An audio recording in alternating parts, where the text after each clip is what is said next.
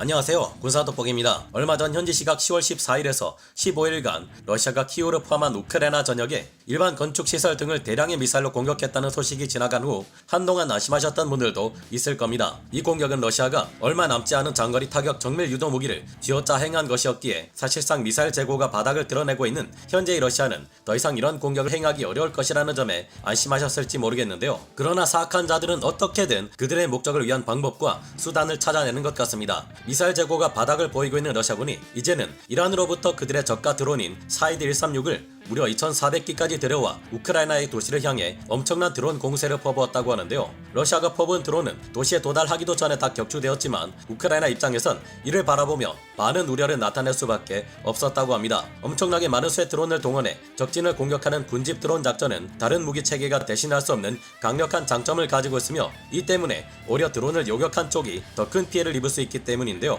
왜일까요? 전문가는 아니지만 해당 분야의 정보를 조사 정리했습니다. 본의 아니게 틀린 부분이 있을 수 있다는 점 양해해 주시면 감사하겠습니다. 현지 시각 10월 17일 이번 전쟁 개전 이래 드론에 의한 첫 군집 드론 공세가 보고되었다고 합니다. 러시아군이 10여 대 안팎의 드론을 날리며 우크라이나의 대도시를 공격한 적은 있었지만 이번과 같이 10수대 이상의 무리를 지어 비행하는 군집 드론 공격 전술은 러시아가 전쟁을 개시한 이래 처음으로 시도한 것이라고 우크라이나 당국은 밝혔습니다. 대량의 군집 드론 전술에 사용된 이란제 샤히드 136 드론은 우크라이나 군이 아닌 이들을 공격하기 위해 도시에 집중적으로 날아들었는데요. 다행히 우크라이나 남부작전사령부는 현지 시각 10월 18일 미콜라이오를 공격하는 샤히드 136을 우크라이나군의 방공 자산으로 모두 저지했다고 밝혔습니다. 노바카호프카 일대에서 발사된 것으로 추정되는 러시아군의 집단 드론은 레이더 스크린으로 확인된 것만 15대였으며 실제로는 더욱 많았을 것으로 추정됩니다. 이 다수의 드론은 무리를 지어 미콜라이오 시로 이동했다고 하는데요. 군집 드론의 접근을 확인한 우크라이나 방공부대는 전투기와 지대공 미사일로 이에 대응했다고 합니다.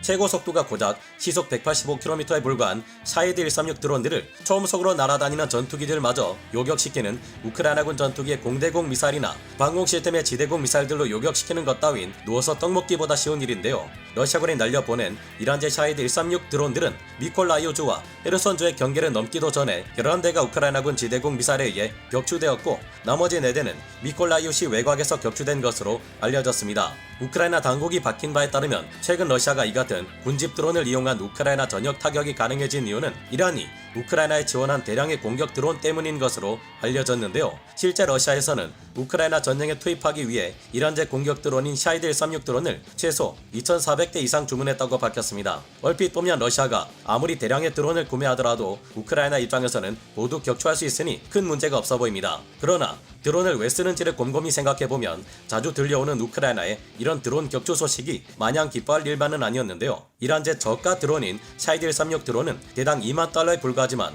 드론을 격추하는 데 사용되는 미사일의 가격은 한 발에 수십만 달러에서 수백만 달러를 호가하기 때문입니다. 게임 스타크래프트에서 강력한 공격력을 가졌지만 생산 비용이 높은 대공 유닛들을 저가의 스커지 부대로 손쉽게 제압하거나 도망치게 만드는 것처럼 값싼 다수의 공격 드론을 사용해 적의 값비싼 방공 자산들이 가진 화력을 소모시킬 수 있다면 전장에서 이만큼 효율적인 수단이 없습니다. 실제로 군집 드론은 적의 화력을 끌어내 자원을 소진하게 만들고 유인기가 수행하던 정보 수집 활동 및 통신 교란 등을 수행합니다. 이 같은 활용은 우크라이나 군으로서도 그다지 낯선 것이 아닌데 우크라이나군 또한 지난번 러시아 해군 흑해함대에 기함 모스크바함을 침몰시킬 때 넵튠 지대함 미사를 날려보내기에 앞서 세대의 바이락타르 TB2 드론을 내보내 모스크바함의 방공 능력을 교란시키는데 성공했던 바 있기 때문입니다. 샤히드 136은 2만 달러에 불과하기에 대량으로 운용하는 데 있어 별다른 부담이 없습니다. 샤히드 136 드론은 속도가 느리고 소음도 커서 들통나기 쉽지만 우크라이나군이 레이더로 쉽게 탐지하기 어려우며 40kg에 달하는 탄두를 실을 수 있어 군 시설이 아닌 일반 건축 시설 등을 상대로 한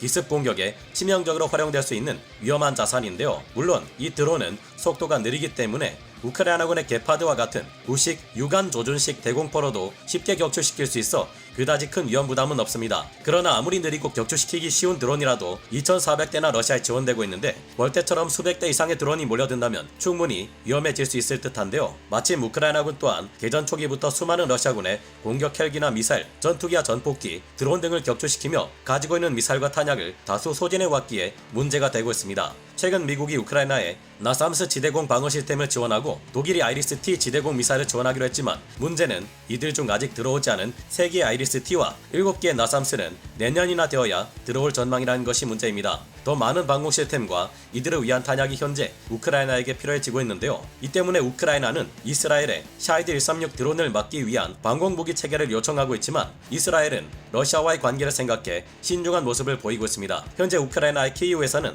주민들과 경찰, 군인들이 모두 함께 소총으로 화망을 구성해 샤이드 136 드론을 격추시키려는 모습이 자주 보이는 등 이 문제를 해결하기 위한 노력들이 목격되고 있는데요. 그러나 현재 우크라이나군은 독일의 게파드 자주대 공포를 OSA 지대공 미사일 차량의 방공 레이더와 연계 사용해 적중률과 효율을 높이는 등 러시아 드론을 제압하기 위한 새로운 노력들을 하고 있습니다. 앞으로 2000여 개에 달하는 이란제 군집 드론을 막아내야 할 우크라이나에게 드론 격추에 최적화된 우리 한국의 가성비 높은 방공 시스템 비호호 복합이 있다면 어떨까 하는 미련을 가져보네요. 우크라이나군이 이란이 러시아에 지원한 샤이드 136 드론 수천 기마저 무난히 막아낼 수 있게 되었으면 좋겠습니다. 러시아가 군집 드론을 사용해 우크라이나 주민들에게 공포로 심어 항복을 받아내려는 심사는 알겠지만 지금 자신이 저지르는 행위를 훗날에 치러야 한다는 것은 반드시 잊지 않기를 바랍니다. 오늘 군사 돋보기 여기서 마치고요. 다음 시간에 다시 돌아오겠습니다. 감사합니다. 영상을 재밌게 보셨다면 구독, 좋아요, 알림 설정 부탁드리겠습니다.